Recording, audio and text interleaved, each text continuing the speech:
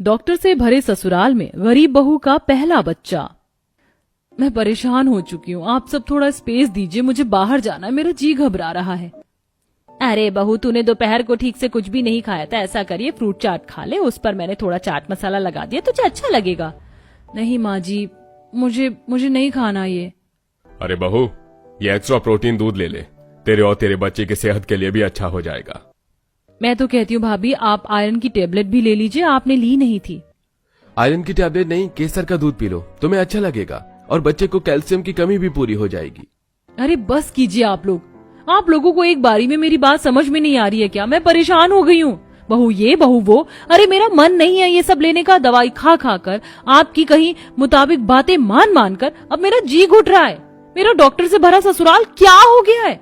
आफत ही हो गई है। मुझे नहीं पता था आप सबके इतने लेक्चर सुनने पड़ेंगे मुझे। माना कि इस घर में मेरा पहला बच्चा आ रहा है, आप डॉक्टर हैं, पर ये तो नहीं कि मैं आपकी ही सुनूं।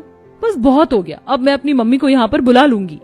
अनुपमा की यह बात सुन पूरे ससुराल वालों को बुरा लगता है। अनुपमा जैसे तैसे उठकर फोन लेकर दूसरे कमरे में जाकर बैठ जाती है। आखिर अनुपमा क्यों अपने डॉक्टर से भरे ससुराल वालों से चिढ़ रही थी? क्या सच में ही ससुराल वालों की रोक टोक से बहुत परेशान हो रही थी, या उन्होंने डॉक्टर होने के नाते बहुत अच्छे से बहू का ख्याल रखा है? आइए जानने के लिए कहानी के शुरू में चलते हैं, जहां बहू डॉक्टर से भरे ससुराल में शादी करके आती है। सास नहीं, नंद नहीं, बहू को छोड़कर सब वहां पर डॉक्टर थे और नंद डॉक्टर बनने के लिए अभी ट्रेनिंग पर थी। एक दिन बहू छत से कपड़े लेकर आ रही थी कि 2 सीढ़ी से गिरकर उसकी कोहनी में चोट लग जाती है। आजी, हाय मेरी कोहनी। भाभी आप गिर कैसे गई? उठिए, मैं कपड़े उठाती हूँ, लगता है ड्रेसिंग करनी होगी आपके हाथ पर, चलिए। हाँ। नंद एक तरफ सारे कपड़े उठाकर रख देती है और अपनी भाभी को उसके कमरे में ले जाती है। तभी सास अपनी क्लिनिक से आकर बहू के पास जाती है, जहां नंद उसकी ड्रेसिंग करने की कोशिश कर रही थी। भाभी आप चिंता मत करना, आप ठीक हो जाएंगी, नॉर्मल चोट है। आउच, अगर नॉर्मल चोट है तो ऐसा करो, तुम बैंडेज लगा दो, ये पट्टी वट्टी मत करो, काम करने में मुझे परेशानी होगी। नहीं वैशाली, नहीं बहू, तुम दोनों इनमें से कुछ भी मत करो, पहले मुझे देखने दो कैसी चोट है। कभी कभार बैंडेज से चोट ज्यादा उभर जाती है, लेने के देने पड़ जाते हैं। फिर सास बहू की चोट को ढंग से देखती है। बहू तुम चिंता मत करो, ये चोट तुम्हारी खुली हवा में रखने वाली चोट है, इस पर कुछ भी मत लगाना, बस जो दवाई दे रही हूँ वो लगाना, बांधना नहीं है इसे। अच्छा हुआ माँ जी आपने बता दिया, कुछ तो फायदा है मुझे अपने डॉक्टर से भरे ससुराल से। हाँ बहू, घर में कोई भी दिक्कत हो तो किसी को भी बता देना, और ये लड़की तो अभी ट्रेनिंग पर है, इसे इतनी नॉलेज का है। वैशाली तू भी ना। हाँ ठीक है, आप मुझे ऐसे घूर क्यों रही है, मैं तो भाभी की मदद करना चाहती थी। ठीक है मैं चलती हूँ, भाभी आप रेस्ट कर लीजिए, मेरी नाइट शिफ्ट है आज की, तो मुझे जाना होगा। ठीक है। फिर नंद कुछ देर अपने कमरे में सोती है। शाम का खाना सास बना देती है, जिसे खाकर वैशाली अपने हॉस्पिटल जाकर नाइट शिफ्ट करती है। डिनर के टाइम अनुपमा के हाथ में दर्द होता है। माँ जी मुझे बहुत दर्द हो रहा है, खाना भी नहीं खाया जा रहा है, जरा सीधे हाथ में चोट लगी है। चिंता मत कर, तू ठीक हो जाएगी। अरे तुम्हारी चोट कैसे लग गई? चलो आज मैं तुम्हें खिला देता हूँ। जा बहू को अंदर ले जा, आराम से खाना खिला दे। फिर दोनों पति पत्नी अपने कमरे में चले जाते हैं, जहां अविनाश अनुपमा को अपने हाथ से खाना खिलाता है और मौके का फायदा उठाकर ससुर भी सास को खाना खिलाता है, तो अमृता शर्मा जाती है। बस कीजिए, मौके का फायदा उठाना तो कोई आपसे सीखे, 55 के हो गए लेकिन बचपना नहीं गया। अगर मेरा बचपन चला जाएगा तो तुम्हें छेड़ेगा कौन? 2 महीने गुजरते हैं। एक दिन अनुपमा अचानक से बेहोश हो जाती है। तभी अविनाश उसका चेकअप करके घर में खुशखबरी देता है। ये तो कमाल हो गया, मैं बाप बनने वाला हूँ, माँ पापा आप दादा दादी बनने वाले हैं, और मेरी चुटकी बुआ जी।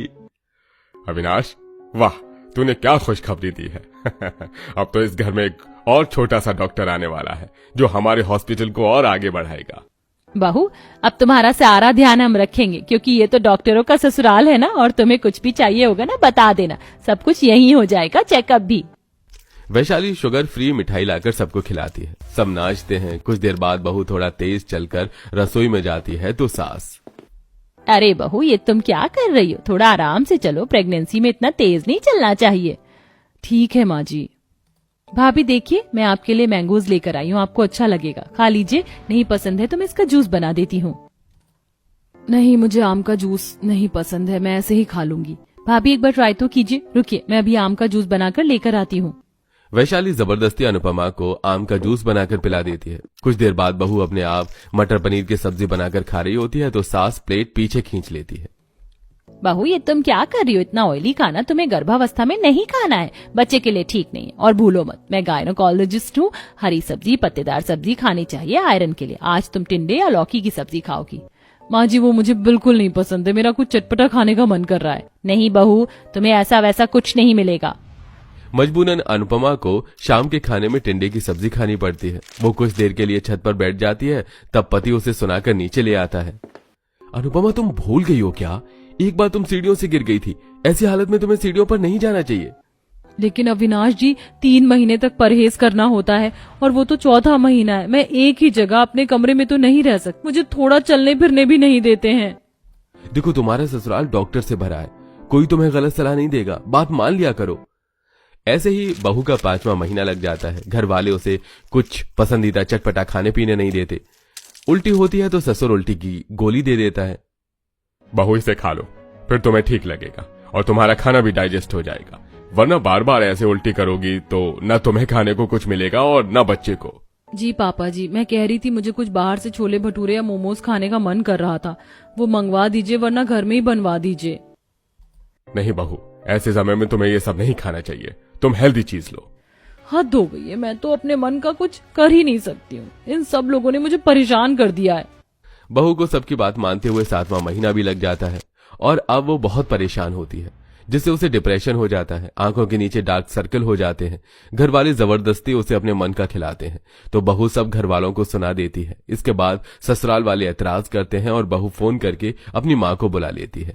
क्या हुआ, इतनी परेशान क्यों है? बहन जी आप बताइए। अरे मैं क्या बताऊं, आपकी बेटी ने आपको बुला लिया, बताया नहीं? डॉक्टर से भरा ससुराल है, कोई बहू को गलत शिक्षा तो नहीं देगा, सब पहले बच्चे की फिक्र करते हैं।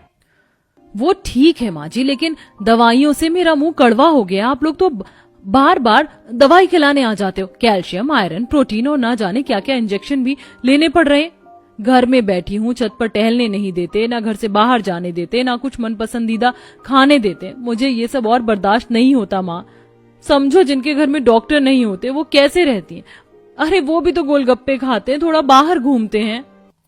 हाँ बहन जी, थोड़ा उसका साथ दे दीजिए, घूम लीजिए। आप ख्याल रखेंगी तो वो बिल्कुल ठीक रहेगी। घर में बना कर तो ये सब चीज दे सकते हो थोड़ा सा। अच्छा मैं अपने हाथ से तेले पकौड़े और चटनी बनाकर लाई हूँ, खा ले, अच्छा लगेगा। क्या सच में? वाह माँ, हमारे गरीब घर में कुछ खास बनता था तो वो यही बनता था। शुक्रिया लाने के लिए। माँ जी यह अनुपमा के लिए ठीक नहीं होगा। ओह बेटा, इतना खाने से कुछ नहीं होता। देखो आप लोगों की बात सुनते सुनते उसकी क्या हालत हो गई। वो अंग्रेजी में क्या बोलते हैं, डिप्रेशन। अगर माँ खुश नहीं रहेगी तो अंदर से बच्चा कैसे तंदुरुस्त पैदा होगा। बहन जी आप तो समझ सकती हैं ना। आप सही कह रही, मुझे इस तरीके से भी समझना चाहिए था। आप कुछ दिन यहीं रह लीजिए ताकि बहू को भी अच्छा लगे और बचे हुए 2-3 महीने में उसके मन का थोड़ा खिला देते हैं। अमृता ये तुम क्या बोल रही हो? राजेश जी, मैं गायनोकोलॉजिस्ट डॉक्टर के साथ माँ भी हूँ और अच्छे से समझ सकती हूँ। ठीक है। बहू माँ के हाथ के पकौड़ी का आनंद लेती है। सास और माँ दोनों बहू को साथ टहलाने ले जाती हैं।